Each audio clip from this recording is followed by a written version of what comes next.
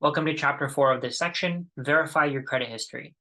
Remember in the banking section I mentioned checking your statements regularly, as banks and even service providers can incorrectly charge you certain fees? Well, I'm going to give you the same advice for your credit report. Credit bureaus can make mistakes on your credit report, so make sure you verify that there's no errors on your credit report on a regular basis. Even if you're doing all the right things to maintain good credit, an error made by a credit bureau on your report can lead to a drop in your score of 100 points or more. In case you haven't realized, there's a bit of a theme here. Review any and all financial documents and only trust yourself to be accountable for them. The only person that has your best interests in mind is you, not your service providers, banks, or other financial institutions.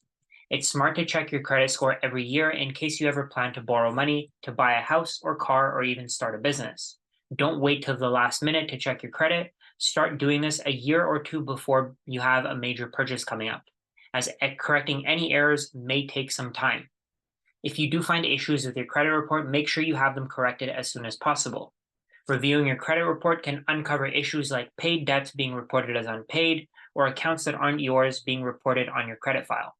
This has happened to me once before, and it's more common than you might think. In the past, a file was incorrectly added to my credit report for a loan that wasn't paid off on time, and it was sent to a collection agency. This lowered my score from 750 to 550. In reality, the file wasn't mine.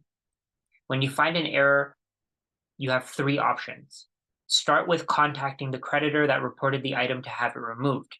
If this doesn't work, explain your situation to the new creditor so they can speak to the old creditor to have that file removed. The last option would be to speak to the credit bureau directly and to have the incorrect file removed. In order to have the incorrect file taken out of my credit report, I had to speak to the creditor, my bank, directly.